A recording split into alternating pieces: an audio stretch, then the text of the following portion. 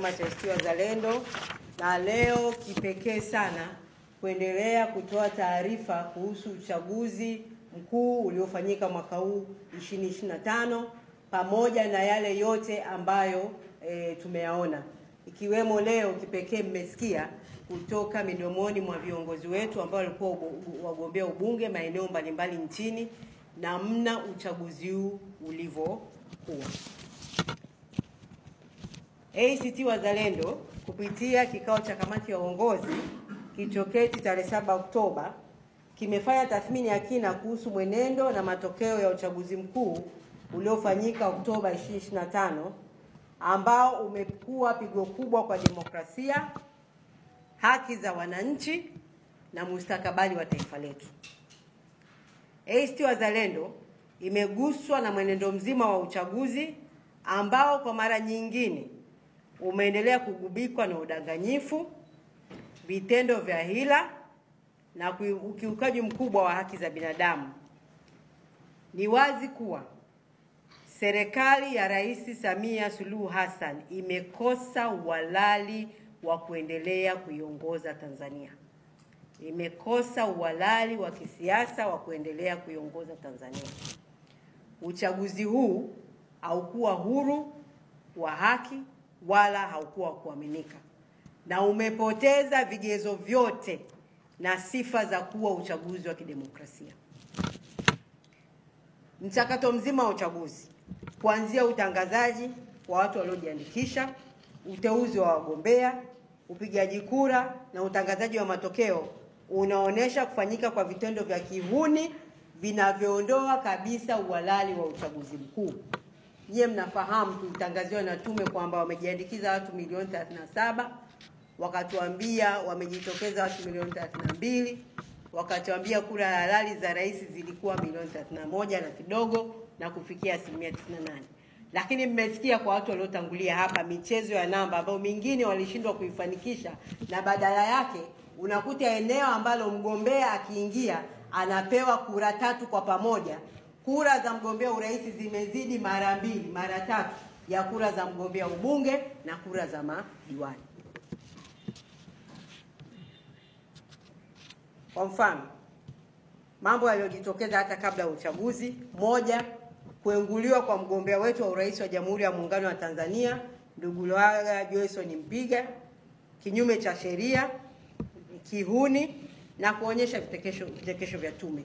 Mnajua ACT Wazalendo walivyopambana na swala hili, kaenda mahakamani, wakaelekezwa tume wapokee fomu za mgombea wetu, akarudishwa, tukarudi tume Dar es Salaam, akateuliwa siku ya Jumamosi, siku ya Jumatatu akaenguliwa.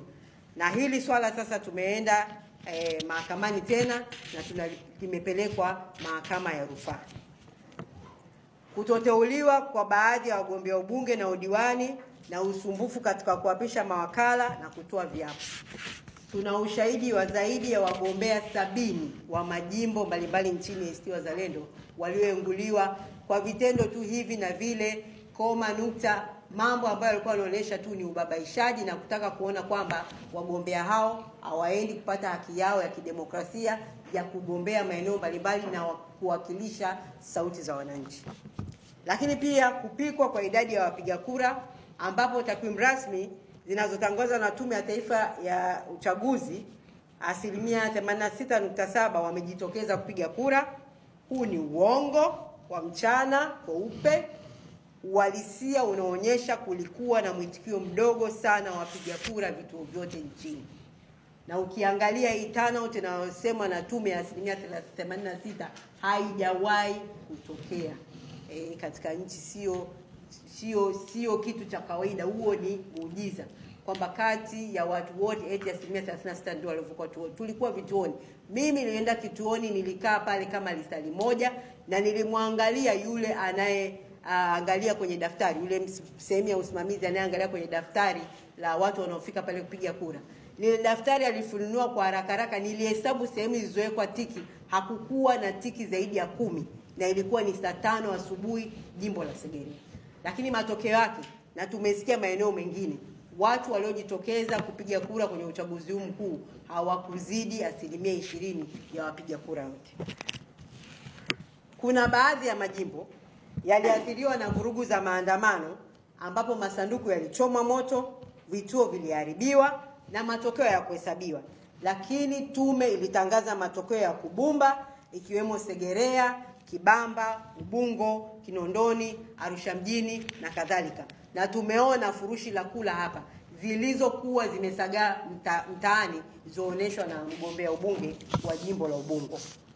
Kura bandia kukutwa kwenye masanduku ya kura, wasimamizi wa vituo kusaidia au kushiriki kwenye zoezi la kupiga kura za wizi kwa ajili ya kuongeza kura za wagombea wa Chama cha Mapinduzi. Kuzuia mawakala wetu wa ACT Wazalendo kuingia kwenye vituo vya kupiga kura na kuhesabu kura. Mawakala wetu kunyimwa nakala za fomu za matokeo ya udiwani, ubunge kwenye mengi ya majimbo. Na hii ya kuzuia mawakala kuingia kwenye vituo vya kura, nafikiri alikuwa ni maelekezo ya maeneo yote.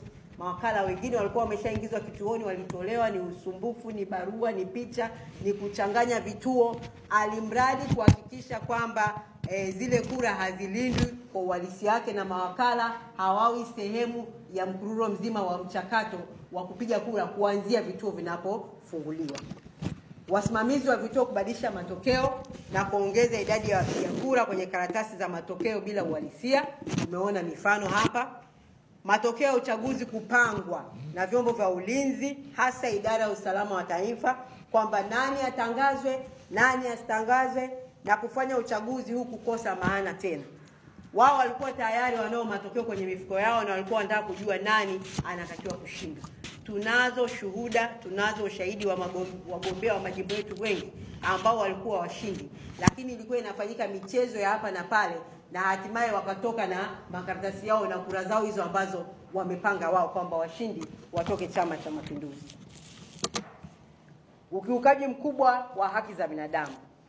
Tumeona kwamba uchaguzi huu umeonyesha ukiukaji mkubwa wa haki za binadamu, na taarifa yetu ya awali kama chama ilijikita kwenye swala hilo na kutoa mapendekezo, ikiwemo wanachama wetu kupigwa, kukamatwa kiholela, kubambikwa kesi za uhaini, wizi wa kutumia silaha na wengine kuuawa kikatili wakati wakitetea kura zao au kutekeleza majukumu ya uangalizi wa uchaguzi. Tuna taarifa za kushambuliwa, kujeruhiwa kwa wanachama, viongozi na mawakala yetu kwenye baadhi yetu ya majimbo na vikosi vya Chama cha Mapinduzi vikisaidiwa na jeshi la polisi. Kuwekwa kizuizuni kwa wanachama zaidi ya 200 nchi nzima, kukamatwa kwa viongozi, wagombea wetu na wengine kufunguliwa kesi za uhaini. Nitoe baadhi ya mifano. Kuuawa kwa mgombea wetu wa udiwani kata ya Sirari, Mungu amweke mahali pema peponi, jimbo la Tarime, ndugu Dafrosa Jacob, akiwa mkononi mwa polisi baada ya kukamatwa na kupewa mateso hadi kupelekea kifo chake tarehe 5 Novemba. Na kwa taarifa tulizokuwa nazo sasa ni kwamba mwili wa Dafrosa walipoenda kukagua wakati wanaandaa maiti, amekutwa ameng'olewa meno, amekutwa ana majeraha miguuni, na polisi wamekuwa wakisimamia zoezi hilo na kuwatisha familia ambao tuliwaelekeza kwa ushauri wa kisheria kwamba alitakiwa afanyiwe uchunguzi wa kitabibu kabla ya maziko yake, lakini wamenyimwa na wamekuwa wakitumia hiyo fursa kuwatisha familia, kuwatisha viongozi wetu ambao wengine wameshindwa mpaka kwenda kuaga maiti, na wakitaka familia endelee na msiba huo na kuhakikisha mgombea huyo marehemu anaenda kuzikwa haraka ili kuficha ushahidi.